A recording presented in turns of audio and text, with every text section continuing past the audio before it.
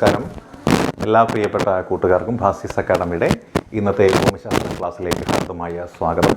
നമ്മൾ ഇന്ന് പഠിക്കാൻ പോകുന്നത് നമ്മൾ ഏറ്റവും കൂടുതൽ വിഷമിപ്പിക്കുന്ന അല്ലെങ്കിൽ നമ്മളെപ്പോഴും കുറ്റം പറയുന്ന ഒരു അവസ്ഥാവിശേഷമാണ്. അത് മറ്റൊന്നുമല്ല, ക്ലൈമറ്റ്, കാലാവസ്ഥയാണ് അല്ലേ. ചൂട് കൂടുതലാണെങ്കിൽ ഇപ്പോൾ നമ്മളുടെ ഈ അവസ്ഥ എന്ന് പറയുന്നത് ഇന്ന് മാർച്ച് മാസം അല്ലേ, വീഡിയോ പിടിക്കുന്നത് നമ്മൾ 17-ാം തീയതിയാണ് അല്ലെങ്കിൽ 16-ാം തീയതി ആയിരിക്കാം വീഡിയോ പിടിക്കുന്നത്. നിങ്ങൾക്ക് കിട്ടുന്ന ചിലപ്പോൾ 1-2 ദിവസം കഴിഞ്ഞിട്ടായിരിക്കാം. അപ്പോൾ നമ്മളങ്ങനെ നോക്കിയാൽ ഇന്ന് ചൂട് കൂടുതലാണെന്ന് പറയുന്നൊരു ദിവസമാണ്. പക്ഷേ ഈ ഒരു വീഡിയോ നിങ്ങൾ കാണുന്നത് ജൂലൈ മാസങ്ങളിലാണെങ്കിൽ നിങ്ങൾ പറയുന്നതായിരിക്കും എന്തൊരു മഴയാണ്, ഒരു ദിവസം മഴ ഇല്ലായിരുന്നെങ്കിൽ എന്ന് പറയും. ഡിസംബർ മാസത്തിലോ ജനുവരി മാസത്തിലോ എന്ന് പറയുന്നതായിരിക്കും അപ്പോൾ എന്തൊരു തണുപ്പാണ് എന്ന് പറയും അല്ലേ.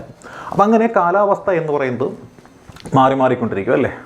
അന്തരീക്ഷ സ്ഥിതിയുമുണ്ട്, കാലാവസ്ഥയുണ്ട്. വെതർ എന്ന് പറയുന്നത് അന്തരീക്ഷ സ്ഥിതിയാണ്. അതായത് ഒരു ദിവസമോ 2 ദിവസമോ വളരെ കുറച്ച് സമയത്തേക്ക് ഒരു പ്രദേശത്ത് അനുഭവപ്പെടുന്ന ദിനാന്തരീക്ഷ സ്ഥിതിയെ ആണ് നമ്മൾ വെതർ എന്ന പേരിട്ട് വിശേഷിപ്പിക്കുന്നത്. നമ്മളിപ്പോൾ ദൈനംദിന വാർത്തയൊക്കെ കാണുമ്പോൾ കേരളത്തിലെ കാലാവസ്ഥയെപ്പറ്റി പറയുന്നു എന്ന് പറഞ്ഞിട്ട് എന്തായിരിക്കാം, കോഴിക്കോട് 20.22 താപനില കേട്ടിട്ടില്ല, 29 ഡിഗ്രി സെൽഷ്യസ് കൂടിയ താപനില കുറഞ്ഞ താപനില എന്നൊക്കെ പറഞ്ഞുകൊണ്ട് പഴയ ദൂരദർശൻ്റെയൊക്കെ വാർത്ത കേട്ടിരുന്ന ആൾക്കാരുണ്ട്. അവർക്കൊക്കെ ഇത് ഓർമ്മ വരും അല്ലേ. ആ കാലാവസ്ഥ എന്നുള്ള കാര്യം വരുമ്പോൾ നമുക്ക് സമാധാന കാര്യം എന്താ, വാർത്ത തീർന്നു, ഇനി TV പ്രോഗ്രാം ആരംഭിക്കുന്നു. അപ്പോൾ അതേപോലെ നമ്മൾ നോക്കിയാൽ ഒരു നിശ്ചിത സമയത്ത് വളരെ കുറഞ്ഞ സമയത്തേക്കുള്ള ഒരു ദിനാന്തരീക്ഷ സ്ഥിതി, അതിനെയാണ് നമ്മൾ എന്ത് വിശേഷിക്കുന്നത്, വെതർ എന്ന് പേരിട്ട് വിശേഷിപ്പിക്കുന്നത് അല്ലേ. ക്ലൈമറ്റ് എന്ന് വിശേഷിപ്പിക്കുന്നതായിരിക്കാം ഒരു നിശ്ചിത കാലയളവിലേക്ക് അല്ലെങ്കിൽ ഒരു കൂടുതൽ സമയത്തേക്ക്, ഒരുപാട് നാളത്തേക്ക് ഒരു പ്രത്യേക പ്രദേശത്ത് അനുഭവപ്പെടുന്ന ദിനാന്തരീക്ഷ സ്ഥിതിയുടെ ശരാശരിയെ ആണ് നമ്മൾ എന്ത് വിശേഷിപ്പിക്കുന്നത്, കാലാവസ്ഥ എന്ന് പേരിട്ട് വിശേഷിപ്പിക്കുന്നത്. അങ്ങനെയാണെങ്കിൽ എന്താണ് കാലാവസ്ഥ അല്ലേ. കാലാവസ്ഥ എന്താണ് എന്നറിയണ്ടേ. കാലാവസ്ഥ എന്ന് പറയുന്നത് എന്താണ് എന്ന് നമുക്ക് മനസ്സിലാക്കാൻ സാധിക്കണം. അതായത് ഒരു പഠനമാണ് കാലാവസ്ഥ. എന്തിൻ്റെ പഠനമാണ്? Study of temperature. ടെമ്പറേച്ചർ നമുക്കറിയാമല്ലേ, ചൂടിൻ്റെ അല്ലെങ്കിൽ ഉഷ്ണത്തിൻ്റെ, മഴയുടെ അല്ലേ, ചൂടിൻ്റെയും മഴയുടെയും മർദ്ദത്തിൻ്റെയും കാറ്റിൻ്റെയും വളരെ ദീർഘകാലത്തേക്ക് ഒരു പ്രദേശത്ത് അനുഭവപ്പെടുന്ന മഴ, മഞ്ഞ്, ചൂട്, കാറ്റ് എന്നിവയുടെ മൊത്തത്തിലുള്ള പഠനം, അതിനെയാണ് നമ്മളെന്ത് വിശേഷിപ്പിക്കുന്നത്, ക്ലൈമറ്റ് എന്ന് പേരിട്ട് വിശേഷിപ്പിക്കുന്നത്. അപ്പോൾ ക്ലൈമറ്റ് എന്താണ് എന്ന് മനസ്സിലായി. ഒരു ദീർഘകാലത്തേക്ക് ഒരു ഭൂപ്രദേശത്ത് അനുഭവപ്പെടുന്ന മഴ, മഞ്ഞ്, കാറ്റ്, ചൂട്, വെയിൽ, തണുപ്പ്, ഇതിൻ്റെ എല്ലാത്തിൻ്റെയും ആകെത്തുകയായിട്ടുള്ള ഒരു പഠനം, ആ പഠനത്തിനെയാണ് നമ്മളെന്ത് വിശേഷിപ്പിക്കുന്നത്, ക്ലൈമറ്റ് എന്ന് പേരിട്ടുകൊണ്ട് വിശേഷിപ്പിക്കുന്നത്. ഇനി നമ്മൾ നമ്മുടെ ഇന്ത്യ മഹാരാജ്യത്തെ എടുത്തു കഴിഞ്ഞാൽ നമുക്ക് കാണാൻ സാധിക്കും നമ്മളെങ്ങനെയാണ്, വളരെ വാസ്റ്റായിട്ടുള്ളൊരു രാജ്യമാണ് അല്ലേ. വളരെ വിശാലമായിട്ടുള്ള ഭൂപ്രദേശമാണ് നമുക്കുള്ളത്. അപ്പോൾ അങ്ങനെ വളരെ വിശാലമായൊരു ഭൂപ്രദേശമുള്ള നമ്മുടെ നാട്ടിൽ ഒരേ ദിവസം അനുഭവപ്പെടുന്ന കാലാവസ്ഥ, ഒരേ ദിവസം അനുഭവപ്പെടുന്ന ദിനാന്തരീക്ഷ സ്ഥിതി, ഇതെല്ലാം വ്യത്യാസപ്പെട്ടിരിക്കും. കാര്യം എന്താണ്, രാജ്യത്തിൻ്റെ വലിപ്പം എന്നതുകൊണ്ട് മാത്രമാണ്. അതിനൊരു ഉദാഹരണം നമുക്കൊന്ന് പറഞ്ഞു നോക്കാം അല്ലേ. ഏകദേശം ഒരു മെയ് മാസം എന്ന് പറയുമ്പോൾ നമുക്കറിയാം ചൂട് വളരെ കൂടി നിൽക്കുന്ന ഒരു അവസ്ഥാവിശേഷമാണ് മെയ് മാസത്തിലുള്ളത് അല്ലേ. അപ്പം മെയ് മാസത്തിൽ ചൂട് വളരെ കൂടി നിൽക്കുന്ന ഒരു അവസ്ഥാവിശേഷമാണ് ഉള്ളത് എന്ന് നമുക്കറിയാം. ആ മാസത്തിൽ നമ്മൾ നോക്കുക അല്ലേ, രാജസ്ഥാനിൽ ബാർമർ എന്ന് പറഞ്ഞൊരു സ്ഥലമുണ്ട്. രാജസ്ഥാനിലെ ബാർമർ എന്ന് പറഞ്ഞ സ്ഥലത്ത് ഏകദേശം ഒരു 48-50 ഡിഗ്രി സെൽഷ്യസ് ആയിരിക്കും ചൂട് മെയ് മാസത്തിൽ. അതേ സമയത്ത് ജമ്മു കാശ്മീരിലെ പഹൽഗാം എന്ന് പറഞ്ഞൊരു സ്ഥലമുണ്ട് അല്ലേ. പഹൽഗാം എവിടെയാണത്, ജമ്മു കാശ്മീരിലാണ്. അപ്പോൾ ജമ്മു കാശ്മീരിലെ പഹൽഗാം എന്ന സ്ഥലത്ത് 22 ഡിഗ്രി സെൽഷ്യസ് ആണ് അന്നത്തെ ചൂട്. അപ്പോൾ ഒരേ രാജ്യത്താണ് അനുഭവപ്പെടുന്നത്, വ്യത്യസ്തമായ ചൂട് അനുഭവപ്പെടുന്നു അല്ലേ. 48 ഡിഗ്രി ബാർമറിൽ അനുഭവപ്പെടുന്ന അതേ ദിവസം അതേ സമയത്ത് ജമ്മു കാശ്മീരിലെ പഹൽഗാമിൽ അനുഭവപ്പെടുന്നത് 22 ഡിഗ്രി സെൽഷ്യസ് മാത്രമാണ് അല്ലേ. ജനവാസ കേന്ദ്രമാണ് രണ്ടും. ഇനി വീണ്ടും നമ്മൾ നോക്കിയാലോ, ഡിസംബർ മാസത്തിലെ കാലാവസ്ഥ നമ്മൾ നോക്കാം. ഡിസംബർ മാസത്തിൽ -40 ഡിഗ്രി, അതായത് രക്തം കട്ട പിടിച്ചു പോകുന്ന, രക്തം ഉറഞ്ഞു പോകുന്ന തണുപ്പെന്ന് നമുക്ക് വിശേഷിപ്പിക്കാൻ പറ്റുന്ന ഒരു സന്ദർഭമാണ് അല്ലെ. ഡിസംബറിൽ -40 ഡിഗ്രിയാണ്. എവിടെയാണ്? ദ്രാസിലാണ്. അപ്പോൾ ദ്രാസിൽ -40 ഡിഗ്രി. തിരുവനന്തപുരത്ത്, നമ്മുടെ കേരള സംസ്ഥാനത്തിൻ്റെ ദക്ഷിണ ഭാഗം അല്ലേ, ശശി തരൂരും രാജീവ് ചന്ദ്രശേഖറും പന്ന്യൻ രവീന്ദ്രനും മത്സരിക്കുന്ന ആ തിരുവനന്തപുരം, ഇലക്ഷൻ്റെ സമയമായതുകൊണ്ട് മാത്രമാണ് കേട്ടോ അത് പറഞ്ഞത്. അപ്പോൾ 3 പേരും MP-മാരാണ് അല്ലേ. 3 MP-മാർ മത്സരിക്കുന്നു. അതിൽ 2 പേര് കേന്ദ്ര മന്ത്രിമാരായിട്ടിരുന്ന ആളുകൾ അല്ലേ. അപ്പോൾ അങ്ങനെ നോക്കിയാൽ തിരുവനന്തപുരത്ത് 22 ഡിഗ്രി സെൽഷ്യസ് ചൂട് ഡിസംബർ മാസത്തിൽ അനുഭവപ്പെടുമ്പോൾ അതേ സമയത്ത് തന്നെ ദ്രാസ് അല്ലെ, കാർഗിലിലെ ദ്രാസ് സെക്ടറിൽ അനുഭവപ്പെടുന്ന ചൂടെന്ന് പറയുന്നത് 40 ഡിഗ്രിയാണ്. വെറും 40 -40 അവിടെ അനുഭവപ്പെടുന്നത്. ഇനി മഴയുടെ അനുപാതം നമ്മൾ നോക്കിയാൽ മിസോറാം എന്നൊരു സംസ്ഥാനമുണ്ട് അല്ലെ, മിസോറാം അല്ലെങ്കിൽ മൗസിൻറാം എന്നൊക്കെ പറഞ്ഞ പ്രദേശമുണ്ട് അല്ലെ. മേഘാലയ എന്ന സംസ്ഥാനം, മിസോറാം അല്ല മൗസിൻറാം ആണ്. മേഘാലയ എന്ന് പറഞ്ഞൊരു സംസ്ഥാനമുണ്ട്, മേഘാലയ. മേഘാലയ സംസ്ഥാനത്ത് മൗസിൻറാം എന്ന സ്ഥലത്ത് വാർഷിക വർഷപാതമായിട്ട് രേഖപ്പെടുത്തുന്നത് 1221 സെൻറ്റിമീറ്റർ. ലോകത്തിൽ ഏറ്റവും കൂടുതൽ മഴ ലഭിക്കുന്ന പ്രദേശം ഏത് എന്ന് ചോദിച്ചാൽ അത് നമുക്ക് മൗസിൻറാമിലെ ഖാസി കുന്നുകളാണെന്ന് പറയാൻ പറ്റും, മേഘാലയ സംസ്ഥാനത്താണെന്ന് പറയാൻ പറ്റും. ഇനി ഇവിടെ ഏതെങ്കിലും കാരണവശാൽ മഴ കുറഞ്ഞു പോയാൽ ആ ഒന്നാം സ്ഥാനം കയറി കൈയടക്കാനായിട്ട് അമേരിക്കയുടെ ഒരു സംസ്ഥാനം വരും അല്ലേ. അമേരിക്കയുടെ 50ാമത് സംസ്ഥാനം എന്ന് നമ്മൾ വിശേഷിപ്പിക്കുന്ന ഒരു ദ്വീപ സമൂഹമുണ്ട്. പേൾ ഹാർബർ ഉൾപ്പെട്ടിട്ടുള്ള ആ ദ്വീപ സമൂഹത്തിൻ്റെ പേരാണ് ഹവായ് ഐലൻഡ്സ് എന്ന് പറയും. പസഫിക് സമുദ്രത്തിലെ ഒരു ദ്വീപ സമൂഹമാണ് അല്ലെങ്കിൽ ഒരു ദ്വീപാണ്. അമേരിക്കയുടെ 50ാമത്തെ സ്റ്റേറ്റായിട്ടും അമേരിക്കയുടെ ഒരു സേനാ താവളമൊക്കെ ആയിട്ട് നമ്മൾ കണക്കാക്കുന്നത് ഈ പേൾ ഹാർബർ ഉൾപ്പെടുന്ന ഹവായ് ഐലൻഡാണ്. ആ ഹവായ് ആയിരിക്കും ഈ പറയുന്ന മൗസിൻറാം അല്ല എന്നുണ്ടെങ്കിൽ ഒന്നാം സ്ഥാനത്തേക്ക് കയറി വരുന്നത് കേട്ടോ. അത് ചിലപ്പോൾ എൽനിന ലാനിന പ്രതിഭാസങ്ങളൊക്കെ നടക്കുമ്പോൾ നമുക്ക് മഴ കുറയും. ആ സന്ദർഭത്തിൽ മാത്രമേ ഹവായ് കടന്നു വരാറുള്ളൂ, ഹവായ് ഐലൻഡ്സ്. ഈ 1221 സെൻറ്റിമീറ്റർ മൗസിൻറാമിൽ ലഭിക്കുമ്പോൾ വെറും 12 സെൻറ്റിമീറ്ററാണ് എവിടെ കിട്ടുന്നത്, ജയ്സാൽമറിൽ കിട്ടുന്നത്. അതായത് 12 സെൻറ്റിമീറ്റർ. എത്ര വ്യത്യാസമുണ്ട്. അതായത് നമ്മുടെ നാട്ടിൽ മഞ്ഞായാലും മഴയായാലും വെയിലായാലും എല്ലാം വ്യത്യാസപ്പെട്ടിരിക്കുന്നു. അതിൻ്റെ കാരണം എന്താണ്? രാഷ്ട്രത്തിൻ്റെ ആ ഒരു വിസ്തൃതിയാണ് അതിന് കാരണമായിട്ടുള്ളത് അല്ലേ. ഇനി നമ്മൾ നോക്കിയാൽ നമ്മുടെ തീരപ്രദേശം മുംബൈ, കൊങ്കൺ തീരങ്ങളുണ്ട്, തീരപ്രദേശമാണ്, സമുദ്ര സാമീപ്യമുള്ള പ്രദേശങ്ങളാണ്. ഇവിടെ ഈ കടലിൽ നിന്ന് വീശുന്ന കടൽക്കാറ്റ് നിരന്തരമായിട്ട് ഇങ്ങനെ കരയിലേക്ക് പതിക്കുമ്പോൾ കരയിലെ ചൂട് എന്ന് പറയുന്നത് വളരെ കുറച്ചായിരിക്കും അനുഭവപ്പെടുന്നത്. അതുകൊണ്ട് ഒരു മാരിടൈം ക്ലൈമറ്റ്, ഒരു കടലോര മേഖലയിലെ ക്ലൈമറ്റ് അനുഭവപ്പെടുന്ന, ഒരു സുഖവാസ കേന്ദ്രത്തിലെ ക്ലൈമറ്റ് അനുഭവപ്പെടുന്ന പ്രദേശമായിട്ടാണ് നമ്മൾ മുംബൈയും കൊങ്കണും എല്ലാം കണക്കാക്കുന്നത് എങ്കിൽ ഡൽഹിയും ഭോപ്പാലും ഒക്കെ ഉൾപ്പെടുന്ന മേഖല സമുദ്ര സാമീപ്യമില്ല, കരയുടെ ഏറ്റവും ഉൾഭാഗത്ത് കിടക്കുന്നതാണ്, ഇന്ത്യയുടെ ഏറ്റവും മധ്യഭാഗത്തേക്ക് വരുന്ന പ്രദേശങ്ങളാണിത്. സമുദ്ര സാമീപ്യം ലെവലേശം പോലുമില്ല, കാറ്റെന്ന് പറയുന്നത് അങ്ങ് കടന്നു വരാനേ ഇല്ല. അതുകൊണ്ട് ആ മേഖലയിൽ അറിയപ്പെടുന്ന ക്ലൈമറ്റിന് നമ്മൾ പറയുന്ന പേരാണ് കോണ്ടിനെൻ്റൽ ടൈപ്പ് ഓഫ് ക്ലൈമറ്റ് എന്ന് പറയും അല്ലേ. Continental type of climate. അങ്ങനെ മാരിടൈം ക്ലൈമറ്റ് അനുഭവപ്പെടുന്ന മേഖലയുണ്ട്, കോണ്ടിനെൻ്റൽ ടൈപ്പ് ഓഫ് ക്ലൈമറ്റും അനുഭവപ്പെടുന്ന മേഖലകളുണ്ട്. അപ്പോൾ അങ്ങനെയുള്ള കാലാവസ്ഥകളാണ് നമുക്ക് അനുഭവപ്പെടുന്നത് എന്ന് നമ്മൾ പറഞ്ഞു കഴിഞ്ഞു അല്ലേ. അപ്പോൾ നമ്മൾ പറഞ്ഞ കാര്യങ്ങൾ എല്ലാവരുടെയും ഓർമ്മയിലുണ്ട് എന്ന് നമ്മൾ കണക്കാക്കുകയാണ്. അങ്ങനെയാണെങ്കിൽ ഈ പറയുന്ന നമ്മുടെ കാലാവസ്ഥയെ സ്വാധീനിക്കുന്ന ഘടകങ്ങൾ നമ്മൾ തിരിച്ചറിയണം അല്ലേ. ഘടകങ്ങൾ, ധാരാളം ഘടകങ്ങളുണ്ട്. അപ്പോൾ എന്തെല്ലാമാണ് നമ്മുടെ കാലാവസ്ഥയെ സ്വാധീനിക്കുന്ന ഘടകങ്ങളെന്ന് നമ്മൾ അറിയണം അല്ലേ. ആ ഘടകങ്ങളിൽ ഒന്നാണ് ലാറ്റിറ്റ്യൂഡ്. അപ്പോൾ ഇത് വായിക്കുകയാണ്, പറഞ്ഞ കാര്യങ്ങൾ ഓർമ്മയുണ്ടെന്ന് കണക്കാക്കുകയാണ്. അപ്പോൾ നമ്മൾ നോക്കുമ്പോൾ ലാറ്റിറ്റ്യൂഡ് എന്ന് പറഞ്ഞൊരു ഘടകമുണ്ട്. എന്താണ് ലാറ്റിറ്റ്യൂഡ് എന്നറിയണം അല്ലേ. ലാറ്റിറ്റ്യൂഡിൻ്റെ ക്ലാസ് നമ്മൾ ചെയ്തിട്ടുള്ളതാണ്. അത് കണ്ടിട്ടുണ്ടെങ്കിൽ ഇതൊക്കെ നമുക്ക് പഠിച്ചെടുക്കാൻ പറ്റുള്ളൂ. അതേപോലെ തന്നെ ചക്രവാതങ്ങളെയും കാറ്റുകളെയും ഒക്കെ കുറിച്ച്, പ്രഷർ ആൻഡ് ടെമ്പറേച്ചറിനെ കുറിച്ചൊക്കെ നമ്മൾ പഠിച്ചിട്ടുള്ളതാണ്. അതും കണ്ടെങ്കിൽ ഇത് പഠിക്കാൻ പറ്റുള്ളൂ അല്ലേ.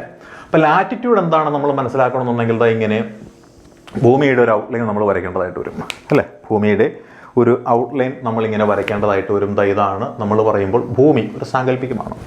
ഈ ഭൂമിയുടെ ഉപരിതലത്തിൽ നമ്മൾ എന്ത് ചെയ്യുന്നു? സാങ്കല്പികമായിട്ട് ഒരു രേഖ വരയ്ക്കുന്നു. ഭൂമിയെ 2 തുല്യ ഭാഗങ്ങളായി വിഭജിക്കുന്ന രേഖ.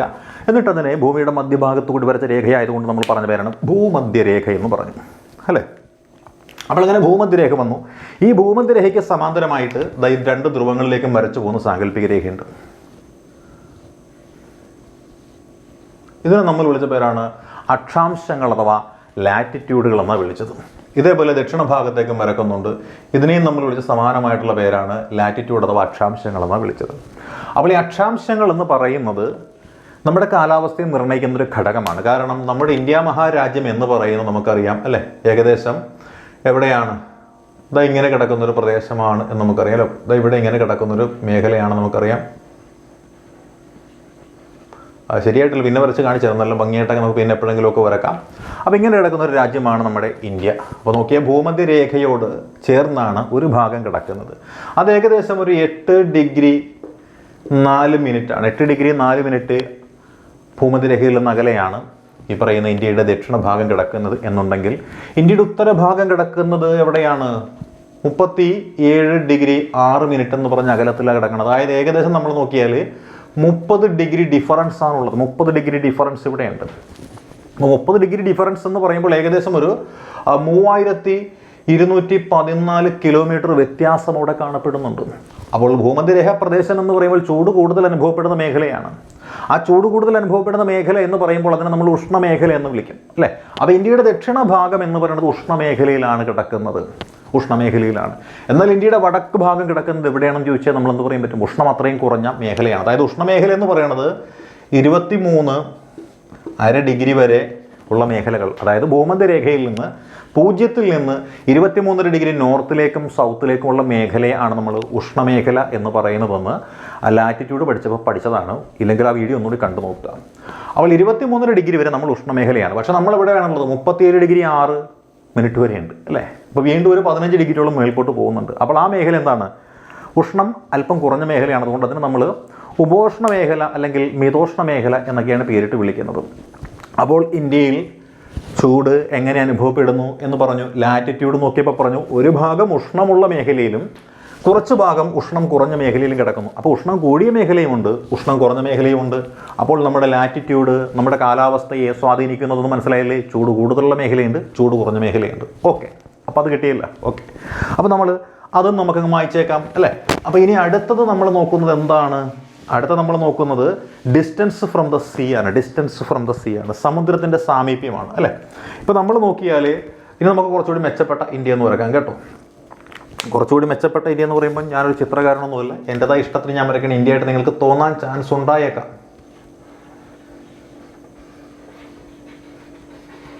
അതായത് കുറച്ചുകൂടി മെച്ചപ്പെട്ടൊരു ഇന്ത്യ നമ്മൾ വരച്ചു. സമുദ്ര സാമീപ്യം എന്ന് പറയുമ്പോൾ നമുക്കറിയാൻ പറ്റുന്നത് ഇവിടെ എന്തുണ്ട്? അറേബ്യൻ സീ ഉണ്ട്, അറേബ്യൻ സീ ആണ്. ഇവിടെ ബേ ഓഫ് ബംഗാൾ ഉണ്ട്, ഇവിടെ ഇന്ത്യൻ ഓഷ്യൻ ഉണ്ട്, അല്ലേ? നോക്കിക്കഴിഞ്ഞാൽ നമുക്ക് പറയാൻ പറ്റും എന്തായിരിക്കും? ഈ ഭാഗത്ത് മൊത്തം ഇതര രാജ്യങ്ങളാണുള്ളത്.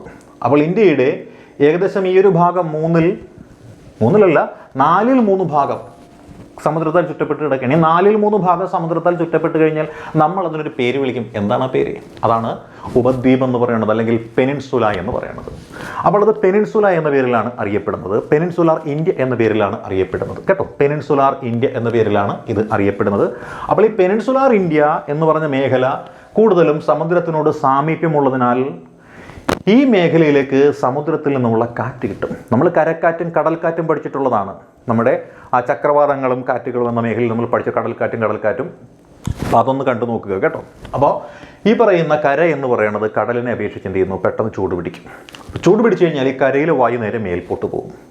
കടലെന്ന് പറയുന്നത് വളരെ സാവധാനമേ ചൂട് പിടിക്കുകയുള്ളൂ. അപ്പോൾ ഈ കരയുടെ മുകളിലുള്ള വായു ചൂട് പിടിച്ച് മുകളിലേക്ക് പോകുമ്പോൾ കരയിൽ വായു ഇല്ല, പകരം കടലിൽ നിന്ന് വായു അങ്ങോട്ട് തള്ളിക്കയറി കടലിലേക്ക് വരും, അല്ലേ? അങ്ങനെ കടലിൽ നിന്ന് വായു കടന്നു വരുമ്പോൾ താരതമ്യേന കടലിൽ നിന്ന് വരുന്ന വായുവിന് തണുപ്പ് കൂടുതലായതിനാൽ കരയിൽ ചൂട് കുറയും.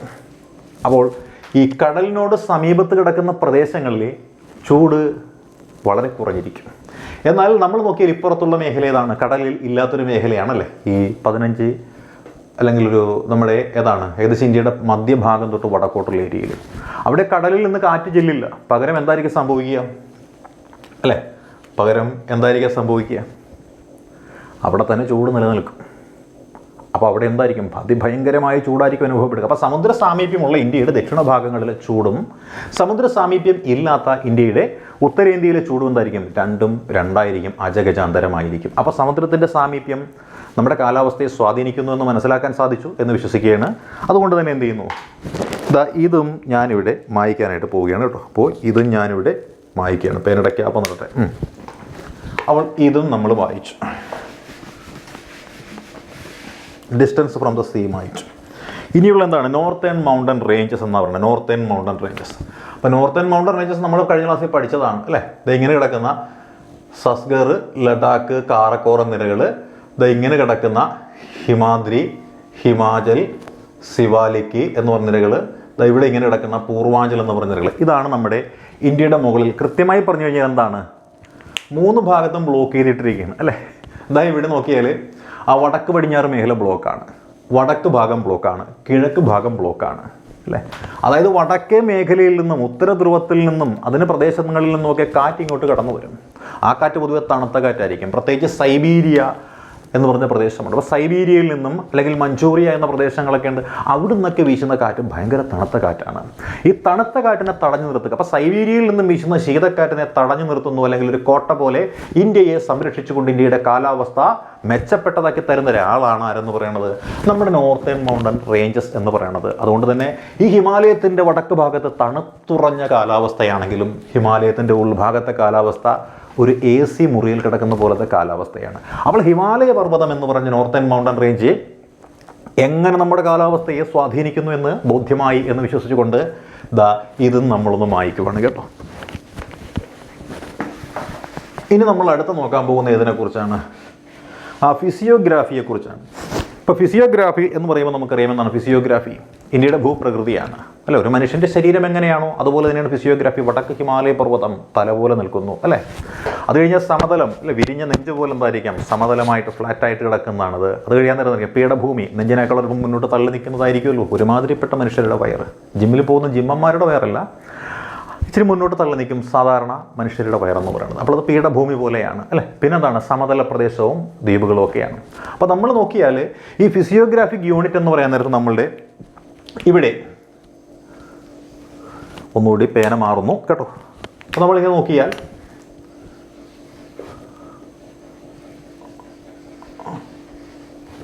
ഇവിടെ നമ്മൾ നോക്കിയാൽ നമുക്ക് എന്തുണ്ട്, വെസ്റ്റേൺ ഘട്ട് എന്ന് പറഞ്ഞൊരു ഘട്ടമുണ്ട്. ഈ പശ്ചിമഘട്ടത്തിൽ നിന്നും ധാരാളം നദികൾ കിഴക്കോട്ടും പടിഞ്ഞോട്ടുമൊക്കെ ഒഴുകുന്നുണ്ട്. ഇവിടെ നമുക്ക് വിന്ധ്യ സത്പുര എന്നൊരു പർവ്വതമുണ്ട്, ഇവിടെ നിന്ന് ഒരുപാട് നദികൾ ഇങ്ങോട്ടേക്ക് ഒഴുകുന്നുണ്ട്. ഇവിടെ ഹിമാലയ പർവ്വതമുണ്ട്, അതിൽ നിന്നും ധാരാളം നദികൾ ഇങ്ങോട്ടേക്ക് ഒഴുകുന്നുണ്ട്. അപ്പോൾ ഇതൊക്കെ നോക്കിയാൽ എന്താണ്, അതെല്ലാം ഫിസിയോഗ്രാഫിക് ഡിവിഷനുകളെന്ന് വേണമെങ്കിൽ നമുക്ക് പറയാൻ പറ്റും. അപ്പോൾ ഈ ഫിസിയോഗ്രാഫിക് ഡിവിഷൻ ഉള്ളത് കൊണ്ട് എന്തായിരിക്കും സംഭവിക്കുക, പർവ്വതങ്ങളാണുള്ളത്. ഈ പർവ്വതങ്ങൾ എന്ത് ചെയ്യുന്നു, വീശുന്ന കാറ്റിനെ തടഞ്ഞു നിർത്തും. അതായത് ഇപ്പോൾ ഈ സമുദ്രങ്ങളുടെ മുകളിലൂടെ വീശുന്ന കാറ്റ് എന്ന് പറയുന്നത് സമുദ്രത്തിലെ ജലാംശവുമായിട്ട് വരുന്ന കാറ്റാണ്. ഈ കാറ്റിനെ ഇവിടെ നമ്മുടെ വെസ്റ്റേൺ ഘട്ടം എന്ന് പറഞ്ഞാൽ പശ്ചിമഘട്ടം കയറി ഇങ്ങോട്ട് ബ്ലോക്ക് ചെയ്യും, തടഞ്ഞു നിർത്തും.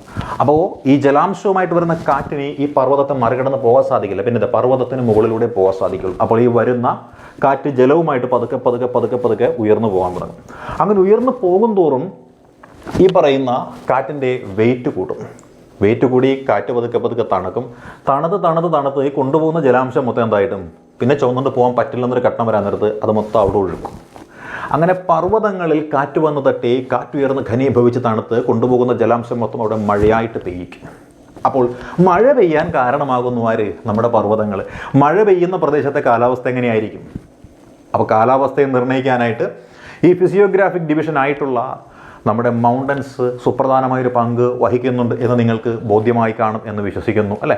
ഈ പർവ്വതം ഓറോഗ്രാഫിക് റെയിൻഫാളിന് കാരണമാകുന്നു. അങ്ങനെ മഴ നമുക്ക് ലഭിക്കുന്നു. മഴ കാലാവസ്ഥയിലെ പ്രധാനപ്പെട്ടൊരു ഘടകമാണ്. അങ്ങനെ പർവ്വതങ്ങൾ മഴയ്ക്ക് കാരണമാകുന്നു എന്ന പാഠം ഇവിടെ പഠിച്ചതുകൊണ്ട് നമ്മൾ നാലാമത്തെ ഫാക്ടേഴ്സ് അഫക്റ്റിംഗ് ദ ക്ലൈമറ്റ് മായ്ക്കുന്നു. അതോടൊപ്പം തന്നെ ഈ ഒരു പടവും ഇവിടെ നിന്ന് നമ്മൾ മായ്ക്കുകയാണ് കേട്ടോ. ഇനി ജെറ്റ് സ്ട്രീംസ് എന്ന് പറയുന്നുണ്ട് അല്ലേ. ജെറ്റ് സ്ട്രീംസ് എന്താണ്, ജെറ്റ് സ്ട്രീംസ് എന്ന് നമ്മൾ നോക്കണം അല്ലേ. ജെറ്റ് പ്രവാഹങ്ങൾ എന്ന് പറയുന്നത് കേട്ടിട്ടില്ലേ. ഇത് മെഡിറ്ററേനിയൻ കടലിൽ നിന്നും അല്ലെങ്കിൽ മധ്യധരണ്യ ആഴി എന്ന് പറയുന്ന മേഖല. മധ്യധരണ്യ ആഴി എവിടെയാണ് എന്ന് ചോദിച്ചാൽ നമ്മുടെ ആഫ്രിക്കയുടെ മുകൾ ഭാഗത്തായിട്ട്, അതേപോലെ യൂറോപ്പിൻ്റെ താഴെയായിട്ട്. ആഫ്രിക്കയുടെ വടക്ക് ഭാഗത്തും യൂറോപ്പിൻ്റെ തെക്ക് ഭാഗത്തുമായിട്ട് കിടക്കുന്ന ഒരു കടൽ. ഈ കടലിനെയാണ് നമ്മൾ മെഡിറ്ററേനിയൻ സീ എന്ന് പറയുന്നത്. അപ്പോൾ ഈ മെഡിറ്ററേനിയൻ കടലിൽ രൂപം കൊള്ളുന്ന ചില മർദ്ദ പ്രവാഹങ്ങളുണ്ട്. ആ മർദ്ദ പ്രവാഹം നേരെ ഉയർന്ന മുകളിലേക്ക് പോകുന്നു. ഉയർന്ന മുകളിലേക്ക് പോയി കഴിഞ്ഞാൽ പിന്നെ അത് ഒരു കിഴക്കൻ ചായ്വല വീശുന്നത്. അപ്പോൾ പടിഞ്ഞാറ് നിന്ന് കിഴക്കോട്ട് വളരെ കൂടിയ ഉയരത്തിൽ, ശരാശരി ഒരു 12 കിലോമീറ്ററോളം ഉയരത്തിൽ, അതായത് നമ്മുടെ ട്രോപ്പോസ്ഫിയർ എന്ന് പറയുന്ന ഏറ്റവും താഴത്തെ അന്തരീക്ഷ പാളിയുടെ മുകളിലൂടെ വീശുന്ന കാറ്റ്, ആ കാറ്റിനെയാണ് നമ്മൾ ജെറ്റ് പ്രവാഹം എന്ന് വിശേഷിപ്പിക്കുന്നത്. അങ്ങനെ വീശുന്ന ഈ ജെറ്റ് പ്രവാഹം നേരെ വരുന്നു. നേരെ കിഴക്കോട്ട് ഇങ്ങനെ വീശി വരാൻ നേരത്തെ അവിടെ സ്ഥലം ഉയർത്തി നിൽക്കുകയാണെന്നാണ്. 9 മുതൽ 12 കിലോമീറ്റർ വരെ ഉയരത്തിൽ വീശുന്ന ഈ ജെറ്റ് പ്രവാഹം എന്ന് പറഞ്ഞാൽ ചിലപ്പോൾ ഇച്ചിരി താഴ്ന്നു വരും. അപ്പോൾ അങ്ങനെ താഴ്ന്നു വരുമ്പോൾ ഈ ജെറ്റ് പ്രവാഹത്തെ തടഞ്ഞു നിർത്താനായിട്ട് അവിടെ ഒരു ലോകത്തിൻ്റെ മേൽക്കൂരയുണ്ട്. ആ ലോകത്തിൻ്റെ മേൽക്കൂരയുടെ പേരാണ് പാമീർ എന്ന് പറയും അല്ലേ.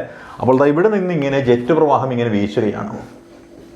അപ്പോൾ ഇവിടെ നമ്മുടെ പാമീർ പീഠഭൂമിയും ഹിമാലയവും ഒക്കെ ഇങ്ങനെ നിൽക്കുകയാണ്.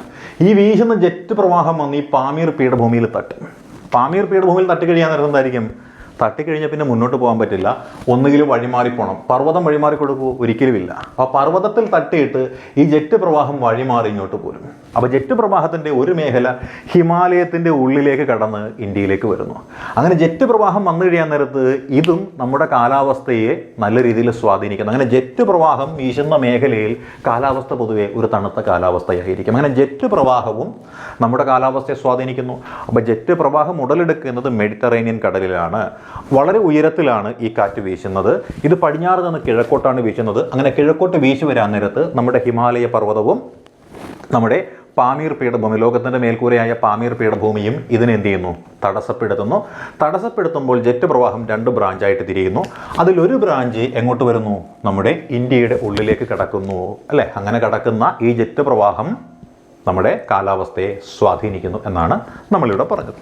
അപ്പോൾ ഇനി അടുത്തതിലേക്ക് കിടക്കാം. അടുത്ത എന്താണ്? സൈക്ലോണുകൾ എന്ന് പറയുന്നത് അല്ലേ? സൈക്ലോണുകൾ എന്ന് പറയുന്നു. ഈ സൈക്ലോണുകൾ എന്ന് പറയുന്നത് എവിടെ ഉടലെടുക്കുന്നു എന്ന് ചോദിച്ചാൽ അത് ഉടലെടുക്കുന്ന മേഖല എന്ന് പറയുന്നത് ഇതാ ഇവിടെയാണ്. നമ്മുടെ ഇന്ത്യൻ ഓഷ്യനിലും ബേ ഓഫ് ബംഗാൾ റീജിയണിലുമാണ് സൈക്ലോണുകൾ ഉടലെടുക്കുന്നത്. പാമ്പിൻ്റെ ചുരുൾ എന്നാണ് ഈ പറയുന്ന സൈക്ലോൺ എന്ന പദത്തിൻ്റെ അർത്ഥം. ഹെൻറി പിഡിംഗ്ടൺ എന്ന് പറയുന്ന ഒരു യൂറോപ്യൻ നാവികനാണ് ഈ പറയുന്ന ആ ചുഴലിക്കൊടുങ്കാറ്റുകൾക്ക് സൈക്ലോണുകൾ എന്ന് പേരിട്ട് കൊടുത്തിരിക്കുന്നത്. സൈക്ലോണുകൾ 2 തരത്തിലുണ്ട്. ആൻറ്റി സൈക്ലോണുകൾ, അതായത് കേന്ദ്രഭാഗം പുറത്തേക്ക് തിരിഞ്ഞു വരുന്നത് ആൻറ്റി സൈക്ലോണുകളും കേന്ദ്രഭാഗം അകത്തേക്ക് കയറി വരുന്നത് സൈക്ലോണുകളും എന്നാണ് പറയണത്. അപ്പോൾ അത്തരത്തിൽ സൈക്ലോണുകൾ നമ്മുടെ ഇന്ത്യൻ മഹാസമുദ്രത്തിലും ബേ ഓഫ് ബംഗാളിലും രൂപം കൊള്ളുന്നു. ഇങ്ങനെ വീശുന്ന സൈക്ലോണുകൾ പ്രത്യേകിച്ച് നമ്മളുടെ കിഴക്കൻ തീരപ്രദേശങ്ങളിൽ നിരന്തരമായിട്ട് വീശും. തമിഴ്നാട്, ആന്ധ്രാപ്രദേശ്, ഒറീസ, ബംഗാൾ തീരങ്ങളിൽ ഹിറ്റ് ചെയ്യുന്നു. അപ്പോൾ ആ മേഖലയിൽ എന്ത് ചെയ്യുന്നു? കാലാവസ്ഥയിൽ വ്യതിയാനം ഉണ്ടാകുന്നു. അങ്ങനെ സൈക്ലോണുകൾ നമ്മൾ പഠിച്ചു അല്ലേ? ഓഖി ചുഴലിക്കൊടുങ്കാറ്റ് നമ്മൾ പഠിച്ചിട്ടുള്ളതല്ലേ? അപ്പം അങ്ങനെ പല പല പേരിൽ ഇത് അറിയപ്പെടുന്നുണ്ട് അല്ലേ? അപ്പോൾ അതൊരു കാരണമാണ് അല്ലേ? അപ്പോൾ അങ്ങനെ സൈക്ലോണും നമ്മുടെ കാലാവസ്ഥയെ സ്വാധീനിക്കുന്ന ഒരു ഘടകമാണ്. ഇനി അടുത്തത് എന്താണ്? എൽനിനോ പ്രതിഭാസവും ലാനിന പ്രതിഭാസവും എന്ന് പറയും. എന്താണ് എൽനിനോ പ്രതിഭാസമെന്ന് നമ്മൾ ഓർക്കുക. അതായത് സാധാരണഗതിയിൽ സംഭവിക്കുന്ന കാലാവസ്ഥാ പ്രതിഭാസത്തെ മൊത്തത്തിൽ മാറ്റിമറിക്കുന്ന ഒന്ന്, അതാണ് എൽനിനോ പ്രതിഭാസം എന്ന് പറയുന്നത്. അപ്പോൾ ഇവിടെ നമ്മൾ നോക്കിയാൽ ഇത് ഒരു പ്രദേശമായിട്ട് കണക്കാക്കുക. ഇത് ഏതാണ്? നമ്മുടെ സൗത്ത് അമേരിക്കയാണ് അല്ലേ? സൗത്ത് അമേരിക്കയാണ്. ഈ സൗത്ത് അമേരിക്കയുടെ ഇവിടെ ഒരു രാജ്യം കിടപ്പുണ്ടതിൻ്റെ പേരാണ് പെറു എന്ന് പറയും. ഈ പെറു എന്ന മേഖലയിലേക്ക് ഒരു സമുദ്രജല പ്രവാഹമുണ്ട്. അതിനെയാണ് നമ്മൾ പെറുവിയൻ കറണ്ട് എന്ന് വിളിക്കുന്നു. പെറുവിലേക്ക് ഒഴുകുന്ന സമുദ്രജല പ്രവാഹമാണ് പെറുവിയൻ കറണ്ട്. ഈ പെറുവിയൻ കറണ്ട് എന്ന് പറയുന്നത് ഒരു തണുത്ത പ്രവാഹമാണ്. ഐസ് വാട്ടറിൻ്റെ ഒരു പ്രവാഹമാണ് പെറുവിയൻ കറണ്ട് എന്ന് പറയുന്നത്. എന്നാൽ ഈ പെറുവിയൻ കറണ്ട് എന്ന് പറയുന്നത് ചില സമയത്ത് എന്താകുന്നു? അതിൻ്റെ ആ കൂൾനെസ് മാറിയിട്ട്, അതിൻ്റെ തണുപ്പ് മാറിയിട്ട് അതൊരു ഉഷ്ണജല പ്രവാഹമായിട്ട് മാറും അല്ലെ? ഉഷ്ണജല പ്രവാഹമായിട്ട് പെറുവിൻ്റെ തീരം മാറിക്കഴിയുമ്പോൾ എന്തായിരിക്കും സംഭവിക്കുക? പെറുവിൻ്റെ തീരം ഒരു ചൂടുള്ള മേഖലയായിട്ട് മാറും. അപ്പോൾ ചൂടുള്ള മേഖലയാകുമ്പോൾ ഈ പെറുവിൻ്റെ തീരത്തുള്ള വായു നേരെ മേൽപോട്ട് ഉയരും. അപ്പോൾ പെറുവിൻ്റെ തീരത്തുള്ള വായു മേൽപോട്ട് ഉയർന്നു കഴിയുമ്പോൾ ഈ പെറുവിൻ്റെ തീരത്തേക്ക് ചുറ്റുപാടുമുള്ള തണുത്ത പ്രദേശങ്ങളിലെ വായു അങ്ങോട്ട് തള്ളിക്കയറി വരും. അപ്പോൾ തള്ളിക്കയറി വരുമ്പോൾ എന്തായിരിക്കാം? നമ്മുടെ ഇന്ത്യയിലേക്ക് വീശുന്ന മൺസൂൺ കാറ്റ് ഉൾപ്പെടെ വരികയാണ്. അപ്പോഴാണ് അവിടെ ഒരു ഗ്യാപ്പ് കാണുന്നത്. അപ്പോൾ ഈ മൺസൂൺ കാറ്റ് മൊത്തം നേരെ അങ്ങോട്ടേക്ക് പോകും. നമുക്ക് മൺസൂൺ കാറ്റ് വരില്ല. ഉള്ള മൺസൂൺ കാറ്റ് മൊത്തം ഈ പെറുവിൻ്റെ അങ്ങോട്ടേക്ക് പോകും. അങ്ങനെ പെറു പ്രദേശങ്ങളിൽ എന്തായിരിക്കും സംഭവിക്കുക? നല്ല മഴ ലഭിക്കും, നല്ല കാലാവസ്ഥയും ഉണ്ടാകും. പെറുവിലുള്ള ആളുകൾക്ക് നല്ല സുഖകരമായ ഒരു കാലാവസ്ഥയുണ്ടാകുമ്പോൾ നമ്മുടെ ഇന്ത്യ അടക്കമുള്ള പ്രദേശങ്ങളിൽ വരാനുള്ള മഴ ലഭിക്കാതെ വരുമ്പോൾ എന്തായിരിക്കും? വലിയ വരൾച്ച ഉണ്ടാവും. 1987 അതികഠിനമായ വരൾച്ചയ്ക്ക് കാരണമായത് എൽനിനോ എന്ന് പറയുന്നൊരു പ്രതിഭാസമാണ്. ഈ എൽനിനോ പ്രതിഭാസത്തിനെ വിളിക്കുന്നൊരു പേരുണ്ടെന്നാണ്? ഇൻഫൻറ്റ് ജീസസ് എന്നാണ് വിളിക്കുന്നത്. അവിടെയുള്ള ആരാണ്? മത്സ്യത്തൊഴിലാളികളൊക്കെ ചേർന്ന് ഇട്ട പേരാണ് എൽനിനോ എന്നൊരു പേര് കേട്ടോ. അപ്പോൾ എൽനിനോ ഇവിടെയാണ് വീശുന്നത്. സൗത്ത് അമേരിക്കയുടെ പടിഞ്ഞാറൻ തീരത്താണ്. പെറുവിയൻ കറണ്ട് ഹോട്ടായി മാറുമ്പോൾ ഉണ്ടാകുന്ന പ്രതിഭാസമാണ് എൽനിനോ എന്ന് പറയുന്നത്. ഇത് കഴിയുമ്പോൾ ഉണ്ടാകുന്ന മറ്റൊരു പ്രതിഭാസമാണ് ലാനിന എന്ന് പറയുന്നത്. ലാനിന പ്രതിഭാസം എന്ന് വെച്ചാൽ എന്താണെന്നറിയാവോ? പെറുവിലെ അവസ്ഥ വിശേഷം പഴയപടിയാകുന്നു. അതായത് എൽനിനോ പ്രതിഭാസം മാറിയിട്ട് വീണ്ടും പഴയ രീതിയിലേക്ക് കാലാവസ്ഥയാകുമ്പോൾ ഇങ്ങോട്ട് ഒഴുകുന്ന കാറ്റുകൾ മൊത്തം നമ്മുടെ ഇന്ത്യ ഉൾപ്പെടെയുള്ള പ്രദേശങ്ങളിലേക്ക് വരും. നമ്മുടെ കാലാവസ്ഥ സുഖകരമായിട്ട് മാറും. അങ്ങനെ എൽനിനോ പ്രതിഭാസം കഴിയുമ്പോൾ ഉണ്ടാകുന്നതാണ് ലാനിന പ്രതിഭാസം എന്ന് പറയുന്നത്. 7-8 വർഷം കൂടുമ്പോൾ ഒരു എൽനിനോ പ്രതിഭാസം ഉണ്ടാവാറുണ്ട് കേട്ടോ. ഈ ലാനിന പ്രതിഭാസത്തിന് ഒരു പേരുണ്ട്, ലിറ്റിൽ ഗേൾ അല്ലെങ്കിൽ കൊച്ചു പെൺകുട്ടി അല്ലെങ്കിൽ കുഞ്ഞിപ്പെണ്ണ് എന്നൊക്കെയുള്ള ഒരു അർത്ഥമാണ് ഇതിന് വരുന്നത്, ലാനിന പ്രതിഭാസത്തിന് വരുന്നത്. അപ്പോൾ ഇതാണ് നമ്മൾ കാലാവസ്ഥയെ സ്വാധീനിക്കുന്ന ഘടകങ്ങൾ എന്ന് പറഞ്ഞുകൊണ്ട് നമ്മൾ അത്യാവശ്യമായിട്ട് പഠിക്കേണ്ടുന്ന കാര്യങ്ങളെന്ന് പറയുന്നത്. ഇത് പഠിച്ചിട്ടേ ബാക്കി കാര്യങ്ങളിലോട്ട് പോയിട്ട് കാര്യമുള്ളൂ കേട്ടോ. നമ്മുടെ ഭൂമിശാസ്ത്രം ക്ലാസ്സാണ്. മനസ്സിലാക്കാൻ പറ്റുമെന്നുണ്ടെങ്കിൽ മനസ്സിലായി എന്ന് കമൻറ്റ് ബോക്സിൽ രേഖപ്പെടുത്തണം കേട്ടോ. അല്ലെങ്കിൽ ഞാൻ ക്ലാസ് എടുക്കുന്നത് വെറും ഇതായി പോകും. വേസ്റ്റായി പോകും. നിങ്ങൾ വേറെ എന്തെങ്കിലും പേരായിരിക്കും മനസ്സിൽ കരുതിയത്. ഓക്കെ, അപ്പോൾ നമ്മളെടുത്തത് ഇന്ത്യയിലെ കാലാവസ്ഥാ സീസണുകളെ കുറിച്ച് നമ്മളിനി പഠിക്കാൻ പോകുന്നതിൽ പ്രധാനപ്പെട്ട ഒന്നാണ് കോൾഡ് സീസൺ എന്നാണ് പറയുന്നത്. കോൾഡ് സീസൺ എന്ന് പറയാൻ നേരത്ത് നമ്മുടെ ഏകദേശം ഒരു നവംബർ ടു ഫെബ്രുവരി മാർച്ച് വരെയുള്ളൊരു കാലഘട്ടമാണ്. ഇത് ഏറ്റവും കൂടുതലായിട്ട് വരുന്ന എന്താണ്, ഡിസംബർ മുതൽ ജാനുവരി വരെയുള്ളൊരു മാസമാണ് നമ്മൾ ഏറ്റവും കോൾഡസ്റ്റ് മന്ത് എന്ന് പേരിട്ടുകൊണ്ട് നമ്മൾ വിളിക്കുന്നത്, അല്ലേ? കോൾഡസ്റ്റ് മന്ത് എന്ന് വിളിക്കാൻ കാര്യം എന്താണ്, ഈ ഒരു കാലഘട്ടത്തിൽ നമുക്കറിയാം, അല്ലേ, ഇത് നമ്മുടെ ഭൂമിയാണെന്ന് കണക്കാക്കുക. ഇത് ഭൂമധ്യരേഖ, ഇത് ഉത്തരായന രേഖ, ഇത് ദക്ഷിണായന രേഖയാണ്, അല്ലേ? ഈ ഡിസംബർ മാസത്തിൽ അറിയാം നമുക്ക് എവിടെയാണ് സൂര്യൻ എന്ന് പറയുന്നത് ഈ ദക്ഷിണായന രേഖയുടെ മുകളിലായിരിക്കും. ദക്ഷിണായന രേഖയ്ക്ക് മുകളിൽ സൂര്യൻ വരുന്ന സമയമാണ് ഡിസംബർ 22. ഈ ഡിസംബർ 22 സൂര്യൻ ഇവിടെയാകുമ്പോൾ ഈ മേഖലയിലാണ് ഇന്ത്യ ഉള്ളത്. അപ്പോൾ ഇന്ത്യയുടെ അവസ്ഥ എന്തായിരിക്കും, തണുപ്പ് കൂടുതലുള്ള സമയമാണ്. അപ്പോൾ ഈ ഒരു കാലഘട്ടത്തിൽ നോർത്ത് എന്ന് പറയുന്നത് വളരെ വളരെ അകലെയാണ്. അപ്പോൾ സൂര്യൻ ഏറ്റവും ദക്ഷിണാർദ്ധഗോളത്തിൽ നിൽക്കുന്നത് കൊണ്ട് ഇന്ത്യയിൽ തണുപ്പ് കൂടും. അപ്പോൾ കോൾഡ് സീസണിൻ്റെ കാരണമാണ് നമ്മൾ ഒന്നാമത് സൂര്യൻ ദക്ഷിണാർദ്ധഗോളത്തിൽ വരുന്നതാണ് തണുപ്പിന് കാരണമാകുന്നത്, അല്ലേ? രണ്ടാമത്തെ സീസൺ എന്താണ് നമ്മൾ പറയുന്നത്, സ്നോഫാൾ, അതായത് ഈ മഞ്ഞ് വീഴ്ച ഉണ്ടാകുക. സൂര്യൻ ഇവിടെയാണെന്നുണ്ടെങ്കിൽ സ്വാഭാവികമായിട്ടും ഹിമാലയത്തിൽ മഞ്ഞിങ്ങനെ വീണുകൊണ്ടിരിക്കുമല്ലോ. ചൂടുണ്ടെങ്കിലല്ലേ ആ വീഴുന്ന മഞ്ഞ് ഉരുകിപ്പോവുകയുള്ളൂ. അപ്പോൾ അവിടെ സ്നോഫാൾ ഉണ്ടാവുന്നു. അതേപോലെ നമ്മൾ നേരത്തെ പറഞ്ഞ ജെറ്റ് സ്ട്രീംസ് എന്നൊക്കെ പറഞ്ഞില്ലേ, അതൊക്കെ അവിടെ നിന്ന് ഇങ്ങനെ നിരന്തരമായിട്ട് വീശിക്കൊണ്ടേയിരിക്കും. അപ്പോൾ ടർക്ക്മെനിസ്ഥാൻ മുതലായ പ്രദേശങ്ങളിൽ നിന്ന് വീശുന്ന കാറ്റുകളൊക്കെ എന്ത് ചെയ്യുന്നു, തണുപ്പിങ്ങനെ കടത്തിക്കൊണ്ടുവരും. അങ്ങനെ ഇവിടെ മൊത്തം എന്തായിരിക്കും, തണുപ്പായിരിക്കും. എന്നാൽ ഇതിനിടയിൽ ചിലപ്പോൾ ഒരു ആശ്വാസം എന്ന രീതിയിൽ എന്ത് ചെയ്യുന്നുണ്ട്, ഈ നമ്മുടെ ജെറ്റ് പ്രവാഹമൊക്കെ കൊണ്ടുവരാൻ നേരത്ത് അത് ഈ മഞ്ഞും മറ്റു കാര്യങ്ങളൊക്കെ ആയിട്ട് ഇച്ചിരി കൂട്ടിമുട്ടി അങ്ങനെ ചെറിയ മഴത്തുള്ളികളൊക്കെ ഉണ്ടാകാറുണ്ട്. ഇതിനെയാണ് നമ്മൾ പശ്ചിമ അസ്വസ്ഥത എന്ന് വിളിക്കുന്ന വെസ്റ്റേൺ ഡിസ്റ്റർബൻസ് എന്നൊക്കെ പറയുന്നത്. ആ വെസ്റ്റേൺ ഡിസ്റ്റർബൻസിൻ്റെ ഫലമായിട്ട് ചെറിയൊരു മഴയൊക്കെ ഈ പഞ്ചാബ് മേഖലയിലൊക്കെ ഉണ്ടാവാറുണ്ട്. ഈ മഴ ഈ വേനൽക്കാല വിളയ്ക്ക് നമ്മൾ പറയുന്ന പേര് ഖാരിഫ് എന്നാണ്, അല്ലേ? അതേപോലെ തന്നെ വേനൽക്കാലത്തെ ഖാരിഫ് എന്നല്ല പറയുന്നത്, ഏതാണ്, സയ്യിദ് എന്നാണ് പറയുന്നത്. വേനൽക്കാലത്തെ ആ വിളകൾക്ക് സയ്യിദ് എന്നാണ് പറയുന്നത്. തണ്ണിമത്തൻ, അതേപോലെ തന്നെ വെള്ളരി മുതലായ സാധനങ്ങളൊക്കെ ഉണ്ടല്ലോ, ഫ്രൂട്ട്സ് എന്നൊക്കെ പറയുന്നത്. അതേപോലെ മഴക്കാലത്തെ വിളകൾക്ക് നമ്മൾ ഖാരിഫ് എന്നാണ് പറയുന്നത്. ഖാരിഫ് എന്ന് വെച്ചാൽ നെല്ല് മുതലായതൊക്കെയാണ്, പരുത്തി, ഇതൊക്കെയാണ് ഖാരിഫ് എന്ന് പറയുന്നത്. അതേപോലെ മഞ്ഞുകാലത്തെ ചില വിളവുകളുണ്ട്, അതിനെയാണ് നമ്മൾ റാബി ക്രോപ്സ് എന്ന് വിളിക്കുന്നത്, നമ്മുടെ ഗോതമ്പ് മുതലായ സാധനങ്ങളൊക്കെ. അപ്പം അങ്ങനെയുള്ള ഈ റാബി ക്രോപ്സിന് ഏറ്റവും കൂടുതൽ ബെനിഫിറ്റ് കിട്ടുന്നതാണ് ഈ പറയുന്ന വേനൽ മഴയെന്ന് നമ്മൾ ഓർത്തേക്കുക കേട്ടോ, വേനൽ മഴ. അപ്പോൾ കോൾഡ് സീസണെ കുറിച്ച് നമ്മൾ പറഞ്ഞത് ഇത്രയും മാത്രമേ ഉള്ളൂ. എന്തായിരിക്കാം, ഏറ്റവും കൂടുതൽ തണുപ്പ് അനുഭവപ്പെടുന്ന കാലഘട്ടമാണ് ഡിസംബർ ടു ജനുവരി എന്ന് പറയുന്ന ഒരു കാലഘട്ടം, അല്ലേ? ഡിസംബർ ടു ജനുവരി ഏറ്റവും കൂടുതൽ തണുപ്പ് അനുഭവപ്പെടുന്ന ഒരു കാലഘട്ടമാണ്. അതിന് കാരണമായിട്ട് വരുന്ന സൂര്യൻ ദക്ഷിണാർദ്ധഗോളത്തിലായതിനാൽ ഉത്തരാർദ്ധഗോളം ഭയങ്കര ദൂരത്തിലായിരിക്കും. പിന്നെയോ ഹിമാലയത്തിൽ മഞ്ഞ് വീഴ്ചയുണ്ട്. മാത്രമല്ല ടർക്ക്മെനിസ്ഥാനിൽ നിന്ന് കാറ്റിങ്ങനെ വീശിക്കൊണ്ടേയിരിക്കുന്നു, അല്ലേ? അത് കോൾഡ് വിൻഡ് ടർക്ക്മെനിസ്ഥാനിൽ നിന്ന് വരുന്നു. ഇതൊക്കെയാണ് അതിന് കാരണമായിട്ട് പറയുന്നത്. പിന്നെയോ റെയിൻഫാൾ, പഞ്ചാബിലാണെങ്കിൽ റെയിൻഫാൾ ഉണ്ട്, പഞ്ചാബിൽ റെയിൻഫാൾ ഉണ്ട്. പിന്നെയോ റാബി ക്രോപ്പ് അതിനിത് കാരണമാകുന്നു എന്നാണ് നമ്മൾ പറയുന്നത്, അല്ലേ? അപ്പോൾ നമ്മൾ കോൾഡ് സീസൺ നമ്മൾ പഠിച്ചു. കോൾഡ് സീസൺ പഠിച്ച സ്ഥിതിക്ക് നമുക്ക് ഇനി എന്തെങ്കിലും വരയ്ക്കാനായിട്ട് ആ പ്ലേസ് വേണ്ടി വരുന്നുണ്ട്, അത് നമ്മളങ്ങ് മായ്ച്ചു കളയാണ് കേട്ടോ. ഇനിയുള്ളത് ഹോട്ട് ഡ്രൈ സീസണാണ്. ഹോട്ട് ഡ്രൈ സീസൺ എന്ന് വെച്ചാൽ നമുക്കറിയാം എന്തായിരിക്കാം, ഒരു മെയ് ജൂൺ മാസങ്ങളിൽ അല്ലെങ്കിൽ മാർച്ച് മുതൽ ജൂൺ വരെയുള്ള മാസങ്ങളിലാണ് ഹോട്ട് ഡ്രൈ സീസണായിട്ട് നമ്മൾ പറയുന്നത്. അപ്പോൾ എന്താണ് ഇതിന് കാരണമായിട്ട് പറയുന്നത്, northward movement of sun എന്നാണ് പറയുന്നത്. Northward movement of sun, അതായത് ഡിസംബറിൽ സൂര്യൻ ഇവിടെ വരുന്നു. സൂര്യൻ ഇവിടെ പിന്നെ എത്തുന്നത് മാർച്ചിലെത്തണം. മാർച്ച് മാസത്തിൽ സൂര്യൻ എന്താ ഇവിടെ എത്തും, അല്ലേ? മാർച്ചിൽ സൂര്യൻ ഇവിടെ എത്തി, മാർച്ച്, അല്ലേ? മാർച്ച് 21-ാം തീയതി സൂര്യൻ ഇവിടെ വരുന്നുണ്ട്. അപ്പോൾ മാർച്ചിൽ സൂര്യൻ ഇവിടെ വന്നു. അപ്പോൾ മാർച്ചിൽ സൂര്യൻ വന്നു, എവിടെ വന്നു, ഭൂമധ്യരേഖയിൽ വന്നു. ഭൂമധ്യരേഖയിൽ വന്നു കഴിഞ്ഞാൽ മാർച്ച് മുതൽ ഏകദേശം ഒരു ജൂൺ വരെയുള്ള ടൈം, അല്ലേ? ജൂൺ വരെയുള്ള ടൈം സൂര്യൻ ഇങ്ങോട്ടേക്കാണ് വരുന്നത്. ജൂൺ 22-നാണ് ഇവിടെ എത്തുന്നത്.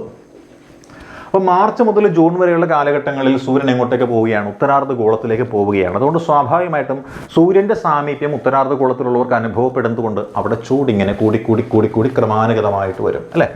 ഈ സൂര്യൻ ചൂട് കൂടിയുള്ള മേഖലയിലായതുകൊണ്ട് തന്നെ ഈ ചൂടുള്ള പ്രദേശങ്ങളിൽ വായു പെട്ടെന്ന് ചൂട് പിടിച്ച് മേൽപോട്ടുയരും. അങ്ങനെ വായു മേൽപോട്ടുയർന്ന് കഴിയുമ്പോൾ അവിടെ ശൂന്യതയല്ലേ ഉള്ളത്. ആ ശൂന്യത നികത്താൻ വേണ്ടിയിട്ട് ഈ ചൂട് കുറഞ്ഞ പ്രദേശങ്ങളിൽ നിന്ന് വായു അങ്ങോട്ട് തള്ളിക്കയറി വരും. അങ്ങനെ തള്ളിക്കയറി വരുന്ന വായു എന്ന് പറയുന്നത് പലപ്പോഴും സമുദ്രത്തിൻ്റെയൊക്കെ മുകളിലൂടെയാണ് വരുന്നത് എന്നുണ്ടെങ്കിൽ ജലാംശം അതിലുണ്ടാവും. അത് ചിലപ്പോൾ മഴയ്ക്ക് കാരണമാവാറുണ്ട്. അങ്ങനെ മഴയ്ക്കും ചുഴലിക്കൊടുങ്കാറ്റിനുമൊക്കെ കാരണമാവുന്ന ഒരു കാലാവസ്ഥാ വിശേഷമാണ് ഈ പറയുന്ന ഹോട്ട് ഡ്രൈ സീസൺ എന്ന് പറയുന്ന ആ ഒരു വേനൽക്കാലം എന്ന് പറയുന്നത്. ഈ കാലഘട്ടത്തിൽ ചില പ്രദേശങ്ങളിൽ പ്രത്യേകിച്ച് മഴ പെയ്യാറുണ്ട്, നല്ല കാറ്റും വീശാറുണ്ട്. പക്ഷേ അതത്രയ്ക്ക് ആരോഗ്യകരമായിട്ടുള്ള ഒരു മഴയല്ല, അല്ലേ? ഒരു വീശുന്നൊരു കാറ്റ്, അതായത് ഹരിയാന UP മേഖലയിൽ പൊടിക്കാറ്റ് വീശാറുണ്ട്. അതിശക്തമായ പൊടിക്കാറ്റാണ്. നമ്മുടെ കണ്ണിൽ പൊടിയടിച്ച് കയറുമ്പോൾ എന്തായിരിക്കും, നമുക്ക് കുറേ നേരത്തേക്ക് കണ്ണിങ്ങനെ അടച്ച് നമ്മൾ വെടി ഒന്നും കാണാൻ മേല, അല്ലെ? അന്ധന്മാരെ പോലെ നമ്മൾ നിൽക്കും. അങ്ങനെ നമ്മളെ അന്ധന്മാരാക്കുന്ന ഒരു കാറ്റ് അവിടെയുണ്ട്. ഈ കാറ്റിന് പറയുന്ന പേരാണ് അന്ധീസ് എന്ന് വിളിക്കും, അല്ലെ? അന്ധീസ് എന്നറിയപ്പെടുന്ന ഒരു കാറ്റ് ഇവിടെയുണ്ട്, അല്ലെ? അന്ധീസ് എവിടെയാണത്? ഹരിയാന UP മേഖലയിലാണ് ഈ അന്ധീസ് എന്ന് പറയുന്ന കാറ്റ് വീശുന്നത്, അല്ലെ? അതേപോലെ നമ്മൾ നോക്കിയാൽ എന്തുണ്ട്, ബംഗാൾ മേഖലയിൽ ചെറിയ ഇടിയും മഴയും കൊണ്ടുവരുന്നൊരു കാറ്റുണ്ട്. ഈ കാറ്റെന്ന് വിശ്വസിച്ച് വൈശാഖ മാസത്തിൽ വീശുന്നൊരു കാറ്റാണ്. വൈശാഖ മാസത്തിൽ വീശുന്ന ഈ കാറ്റിനെ വിളിക്കുന്ന പേരെന്താണ്? കാൽബൈശാഖി എന്ന് വിളിക്കാറ്. അപ്പോൾ കാൽബൈശാഖി എന്ന് പറയുന്ന ഇടിയും മിന്നലും കൊണ്ടുവരുന്നൊരു കാറ്റ്, വേനൽക്കാലത്ത് ഉണ്ടാകുന്നൊരു കാറ്റും മഴയുമാണ് കാൽബൈശാഖി. അത് ബംഗാൾ മേഖലയിലാണ് വരുന്നത്. അതുപോലെ ആസാം മേഖലയിൽ നിന്നുണ്ട്. ഈ സമാനമായ അവസ്ഥയിൽ വീശുന്ന മഴയ്ക്ക് ആസാമിലെ പ്രാദേശിക പേരെന്താണ്? ചീരയാണ്. നമ്മൾ കറി വെച്ച് കൂട്ടുന്ന ചീരയല്ല, ബർദോളി ചീര എന്നാണ് അറിയപ്പെടുന്നത് കേട്ടോ. ബർദോളി ചീര എന്ന പേരിൽ അറിയപ്പെടുന്ന ഇടിയും മഴയും മിന്നലുമുള്ള ഒരു കാറ്റ് ആസാമിൽ വീശുന്നുണ്ട്, അതിനെ ബർദോളി ചീര. ബംഗാളിൽ വീശുന്നുണ്ട്, അതിനെ കാൽബൈശാഖി എന്ന് വിളിക്കുന്നു, അല്ലേ? എന്നാൽ ഇത്രയധികം പ്രശ്നങ്ങളൊന്നും ഇല്ലാതെ ചില വേനൽ മഴകൾ നമ്മുടെ ദക്ഷിണ ഇന്ത്യയിലും വീശുന്നുണ്ട്, വരുന്നുണ്ട്. അത് പലപ്പോഴും പക്ഷേ ചില പഴവർഗ്ഗങ്ങളുടെ വളർച്ചയ്ക്ക് കാരണമാകുന്നുണ്ട്, അല്ലെങ്കിൽ വിളവെടുപ്പിന് കാരണമാകുന്നുണ്ട്. അതായത് നമ്മുടെ തമിഴ്നാട്ടിലും ആന്ധ്രയിലുമെല്ലാം ഇത്തരത്തിലുള്ളൊരു വേനൽക്കാലത്തൊരു മഴയും കാറ്റും വരാൻ നേരത്ത് മാവിലുള്ള മാങ്ങ മൊത്തം ഇങ്ങനെ അടർന്ന് താഴത്ത് വീഴും. അപ്പം മാങ്ങകൾ ഇങ്ങനെ ഷവർ പോലെ താഴത്തേക്ക് വീഴുന്നത് കൊണ്ട് അതിനെ വിളിക്കുന്ന പേരാണ് മാംഗോ ഷവർ എന്ന് വീശും, അല്ലേ? അപ്പം മാംഗോ ഷവർ വീശുന്നത് ഇവിടെയാണ്. നമ്മുടെ തമിഴ്നാട്, ആന്ധ്രാപ്രദേശ് മുതലായ പ്രദേശങ്ങളിലാണ് മാംഗോ ഷവർ വീശുന്നത്, അല്ലേ? ഇനി അതേപോലെ നമ്മൾ നോക്കിയാൽ ചെറി ബ്ലോസം എന്ന് പറയുന്നൊരു കാറ്റുണ്ട്, ചെറി ബ്ലോസം, അല്ലേ? ചെറി ബ്ലോസം എന്ന് വെച്ചാൽ എന്താണ്? നമ്മുടെ കോഫി പ്ലാന്റേഷൻസ്, അതേപോലെ തന്നെ ചെറി പ്ലാന്റേഷൻസ് ഒക്കെ ഉണ്ട് എവിടെയാണ്? കർണാടകത്തിലാണ്. അപ്പോൾ കർണാടകത്തിലെ കോഫി പ്ലാന്റേഷൻസിലും ചെറി പ്ലാന്റേഷൻസിലും എല്ലാം ഈ ഒരു മഴ വീണ് കഴിയാൻ നേരത്ത് ഈ പറയുന്ന കാപ്പിയും ചെറിയും എല്ലാം പതുക്കെ പതുക്കെ പൂക്കാൻ തുടങ്ങും. അങ്ങനെ പൂക്കുന്നതിന് കാരണമാകുന്ന കാറ്റായതുകൊണ്ട് ഇതിനെ നമ്മൾ വിളിക്കുന്നു ചെറി ബ്ലോസം എന്ന പേരിട്ട് വിശേഷിപ്പിക്കുന്നു. ഇതേപോലെ തന്നെ മഴയില്ലാതെ അതിശക്തമായൊരു പൊടിക്കാറ്റ്, ഒരു ഉഷ്ണക്കാറ്റ് വീശുന്നുണ്ട്. അവൻ്റെ പേരാണ് ലൂ എന്നാണ് പറയണത്, അല്ലേ? ലൂ, അല്ലേ? കാറ്റിൻ്റെ ഹുങ്കാര ശബ്ദമാണ് ലൂ എന്ന രീതിയിൽ വരുന്നത്, അല്ലേ? അതെവിടെയാണ്? പഞ്ചാബിലും ബീഹാറിലും ഒക്കെയാണ് കണ്ണിലടിച്ചു കഴിഞ്ഞാൽ കണ്ണിൻ്റെ കാഴ്ച പോയി എന്നാണ് പറയുന്നത്. ചെവിയിലടിച്ചു കഴിഞ്ഞാൽ പിന്നെ കുറേ കാലത്തൊക്കെ ചെവി നമുക്ക് എന്തായിരിക്കും? ഭയങ്കര അസ്വസ്ഥതയായിരിക്കും. അപ്പോൾ അങ്ങനെ വീശുന്ന ആ കാറ്റ് അത് ഇവിടെ ഏത് കാലത്താണ്? ഹോട്ട് ഡ്രൈ സീസണിലാണെന്ന് പറയുന്നു. അപ്പോൾ ഹോട്ട് ഡ്രൈ സീസണും എന്താണ് എന്ന് മനസ്സിലാക്കിയത് കൊണ്ട് ആ മേഖലയിൽ ഞാനിങ്ങനെ മായ്ച്ച് കളയാം കേട്ടോ. പഠിക്കുന്നത് നമ്മളപ്പോൾ ബോർഡിൽ നിന്നേ മായ്ക്കുന്നുള്ളൂ, നമ്മുടെ മനസ്സിൽ അതിശക്തമായ രീതിയിൽ ഉണ്ടാവണം കേട്ടോ. ഇനി നമ്മൾ പഠിക്കാൻ പോകുന്നത് വെറ്റ് സീസണാണ്, അതായത് മഴക്കാലത്തെക്കുറിച്ചാണ് പഠിക്കാൻ പോകുന്നത്. മഴക്കാലം, ഈ മഴക്കാലത്ത് നമ്മൾ വിളിക്കുന്നൊരു പേരാണെന്നാണ് സൗത്ത് വെസ്റ്റ് മൺസൂൺ എന്നാണ് വിളിക്കുന്നത്, അല്ലെ? മഴക്കാലത്ത് നമ്മൾ വിശേഷിപ്പിക്കുന്ന പേരെന്താണ്? സൗത്ത് വെസ്റ്റ് മൺസൂൺ എന്ന് പേരിട്ടുകൊണ്ടാണ് നമ്മൾ ഈ മഴക്കാലത്ത് വിശേഷിപ്പിക്കുന്നത്. അപ്പോൾ നമ്മൾ നോക്കിയാൽ നമുക്ക് നമ്മുടെ രാജ്യമായ ഇന്ത്യ ഒന്ന് വരയ്ക്കാം, അല്ലേ? ഇന്ത്യയെ നമ്മൾ വരയ്ക്കാൻ ഇവിടെ നിന്ന് ബോർഡിൽ പേന ഞാൻ ഒന്നുകൂടി ഒന്ന് ചേഞ്ച് ചെയ്യുകയാണ്, അല്ലേ? നമ്മുടെ ഇന്ത്യയെ നമ്മൾ വരച്ചു. കുറച്ചുകൂടി മെച്ചപ്പെട്ട വലിപ്പത്തിലുള്ള ഇന്ത്യയാണ് നമ്മൾ വരയ്ക്കുന്നത്, അല്ല? ഇപ്പം നമ്മളിങ്ങനെ ഇന്ത്യ വരച്ചു വെച്ചു. അപ്പോൾ എന്തായിരിക്കാം?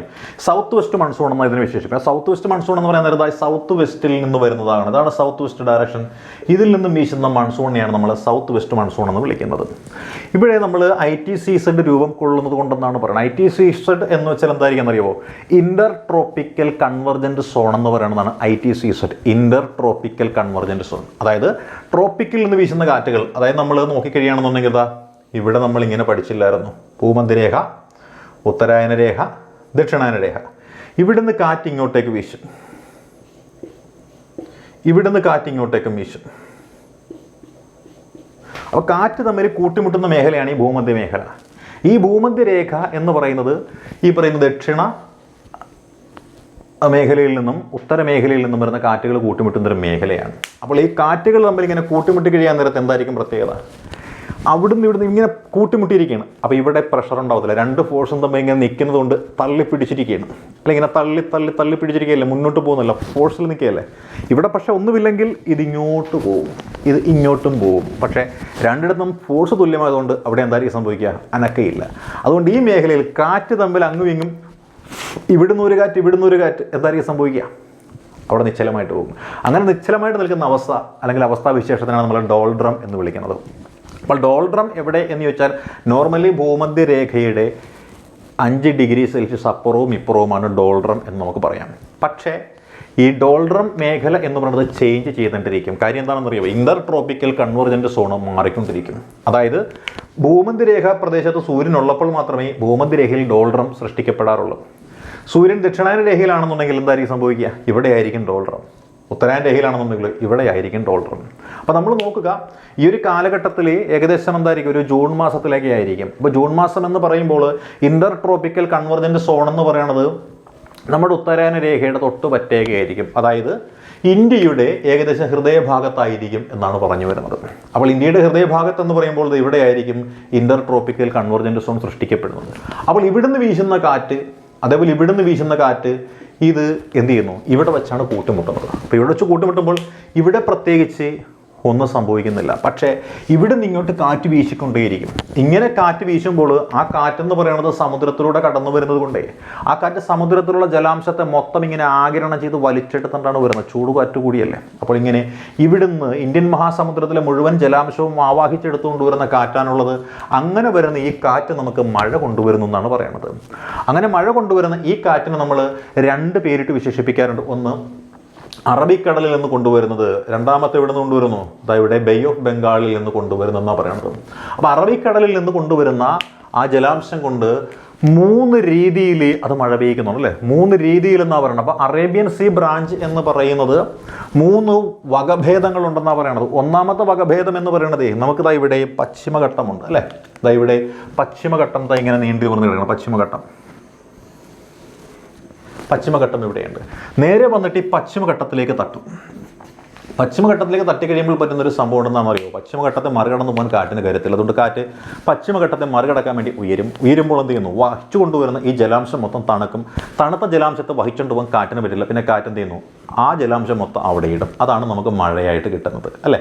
പശ്ചിമഘട്ടം എന്ന് പറയുന്നത് സൗത്ത് വെസ്റ്റ് മൺസൂണിനെ തടഞ്ഞു നിർത്തി മഴ പെയ്യിക്കുന്ന ഒരു പ്രതിഭാസമാണ്. അങ്ങനെ നമുക്ക് മഴ കിട്ടാൻ കാരണമാകുന്നു. പ്രത്യേകിച്ച് കേരള തീരത്ത് മഴ കിട്ടാൻ കാരണമാരാണ്? അപ്പോൾ നമ്മുടെ പശ്ചിമഘട്ടമാണ് അല്ലേ? അത് ഓറോഗ്രാഫിക് റെയിൻഫാൾ എന്നാണ് പറയുന്നത്. ഈ കാറ്റ് എന്നിട്ട് എന്ത് ചെയ്യുന്നു? കടന്ന് ഈ മലയുടെ അപ്പുറത്ത് ചെല്ലും. മലയുടെ അപ്പുറത്ത് ചെല്ലാൻ നേരത്ത് എന്താ പറ്റുക? ഉള്ള വെള്ളം മൊത്തം നമ്മൾ പിടിച്ചെടുത്തു. പടിഞ്ഞാറൻ തീരം പിടിച്ചെടുത്തു അല്ലെ? പടിഞ്ഞാറൻ ചരിവ് പിടിച്ചെടുത്തു. കിഴക്കൻ ചരിവിൽ മഴ ലഭിക്കില്ല.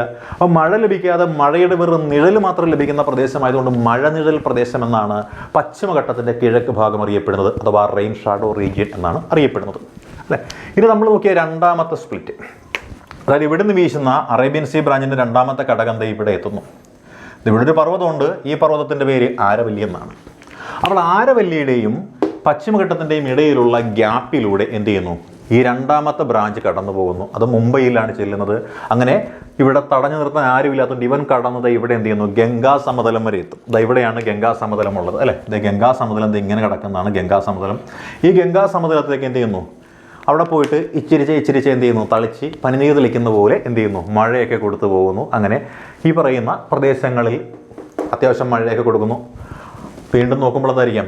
ഇങ്ങനെ വീശിക്കൊണ്ടിരിക്കുകയല്ല. അപ്പോൾ ഇവിടുന്ന് വരുന്ന കാറ്റ് ഇവിടെ നമ്മുടെ മ്യാൻമാർ എന്നുള്ള മേഖലയിലേക്ക് ഒരു പർവ്വതമുണ്ട്. നമ്മൾ പൂർവാഞ്ചലിനെ പറ്റി പഠിച്ചിട്ടുണ്ടെങ്കിൽ ഇതൊക്കെ മനസ്സിലാകുള്ളൂ കേട്ടോ. ഇല്ലെങ്കിൽ ആ വീഡിയോ ഒക്കെ ഒന്ന് കണ്ടേക്കുക.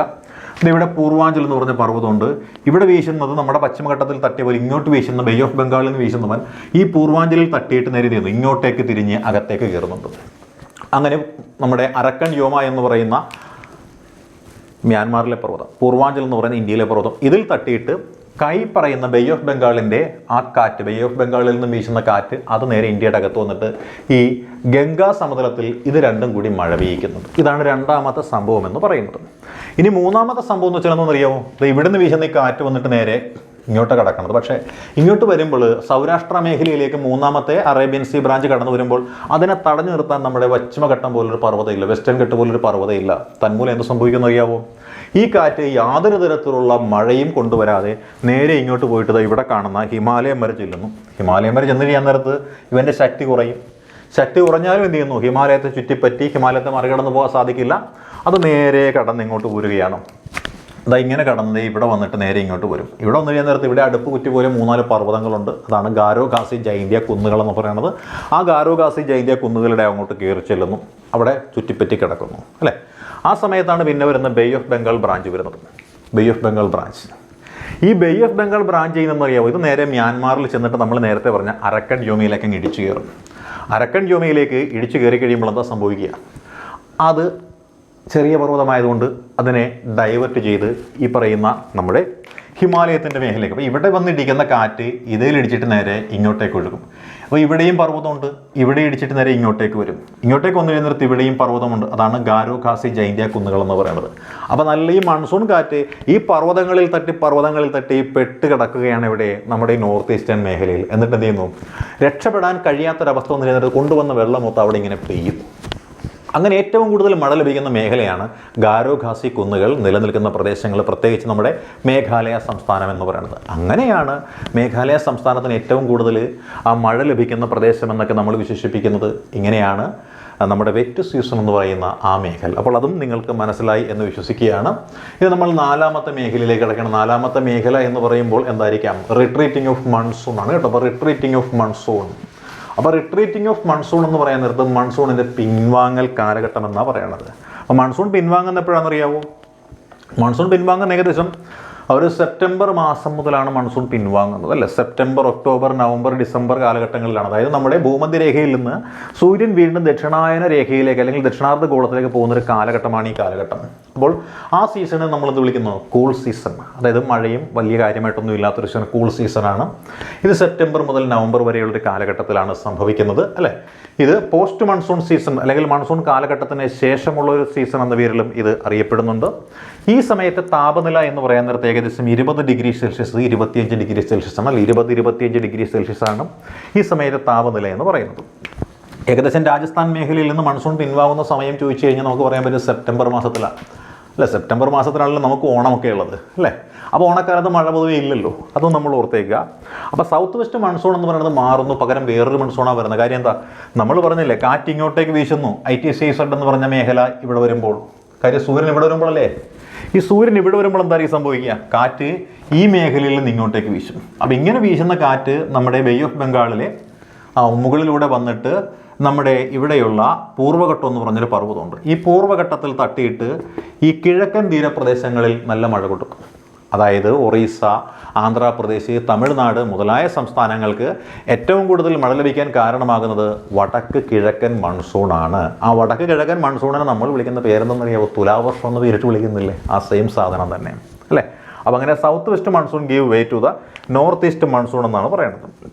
പിന്നെ ഈ കാലത്ത് നമ്മുടെ ഉത്തരമഹാസമതലത്തിലെ കാലാവസ്ഥയൊക്കെ പതുക്കെ ഉയർന്നു വരുന്നു. അങ്ങനെ ഒരു മഴക്കാലത്തിന് ശേഷം കാലാവസ്ഥയിൽ ഉണ്ടാകുന്ന ആ ഉയർന്നു വരവിനെ നമ്മൾ വിശേഷിപ്പിക്കുന്ന പേരാണ് ഒക്ടോബർ ഹീറ്റ് എന്നാണ് വിശേഷിപ്പിക്കുന്നത്. ഒക്ടോബർ ഹീറ്റ് കേട്ടോ. അപ്പോൾ ഈ ഒരു കാലഘട്ടത്തിൽ സൈക്ലോണുകളൊക്കെ കൂടുതൽ കാണപ്പെടുന്ന ഒരു കാലഘട്ടം കൂടിയാണ് ഈ ഒരു കാലഘട്ടം. ചുഴലിക്കൊടുങ്കാറ്റുകൾ കൂടുതലും കാണപ്പെടുന്ന ഒരു സമയം എന്ന് പറയുന്നത് ഒരു ഒക്ടോബർ നവംബർ മാസങ്ങളിലൊക്കെയാണ് കേട്ടോ. ഇനി നമ്മൾ ഈ ജെറ്റ് പ്രവാഹത്തെക്കുറിച്ച് നമ്മൾ പറഞ്ഞതാണ്. അതുകൊണ്ട് തന്നെ ജെറ്റ് സ്ട്രീം തിയറി എന്താണ് എന്ന് നമുക്ക് നോക്കിയേക്കാം. ജെറ്റ് സ്ട്രീം തിയറി എന്ന് പറഞ്ഞാൽ വളരെ സിമ്പിളാണ്. അതായത് പടിഞ്ഞാറ് നിന്ന് കിഴക്ക് ഭാഗത്തേക്ക് വീശുന്ന വായുവിൻ്റെ ഒരു വലിയ പ്രവാഹത്തിനെയാണ് നമ്മൾ എന്ത് വിളിക്കുന്നത്? ജെറ്റ് പ്രവാഹം എന്ന് വിശേഷിപ്പിക്കുന്നത്. ഇത് ഏകദേശം ഒരു 23 ഡിഗ്രി ലാറ്റിറ്റ്യൂഡിനും ഒരു 35 ഡിഗ്രി ലാറ്റിറ്റ്യൂഡിനും ഇടയിലാണ് കാണപ്പെടുന്നത്, അല്ലേ? അതായത് ഒരു മിഡിൽ ലാറ്റിറ്റ്യൂഡ് എന്ന് വെച്ചാൽ ഉത്തരായന രേഖയ്ക്ക് വടക്ക് ഭാഗത്തായിട്ട് മാത്രമാണ് ഇത് കാണപ്പെടുന്നതെന്ന് മനസ്സിലാക്കിയാൽ മതി. പിന്നെന്തായിരിക്കാം? ഇത് ഒരുപാട് ഉയർന്ന രീതിയിൽ വീശുന്ന അല്ലെങ്കിൽ ആ ഒരു അപ്പർ എയർ ട്രാൻസ്ലേഷൻ എന്ന് നമുക്ക് വിളിക്കുക, അല്ലേ? ട്രോപ്പോസ്ഫിയറിൻ്റെ ഒക്കെ മുകളിലൂടെയാണ് ഇത് കടന്നു പോകുന്നത്. ഏകദേശം ഒരു 12 കിലോമീറ്ററിന് മുകളിലൂടെയാണ് ഇത് വീശുന്നത് എന്നോർത്താൽ മതിയാവും കേട്ടോ. അപ്പോൾ നമ്മളിപ്പോൾ പഠിച്ചത് കാലാവസ്ഥയുമായി ബന്ധപ്പെട്ടിട്ടുള്ള സുപ്രധാനമായൊരു പാഠമാണ് പഠിച്ചത്. വളരെ ഡീറ്റെയിൽഡ് ആയിട്ടുള്ള കാലാവസ്ഥയെക്കുറിച്ചുള്ള ക്ലാസ്സാണ്. ബേസ് ഇല്ലാത്തവർക്ക് പോലും ബേസ് എന്തെന്ന് മനസ്സിലാകും.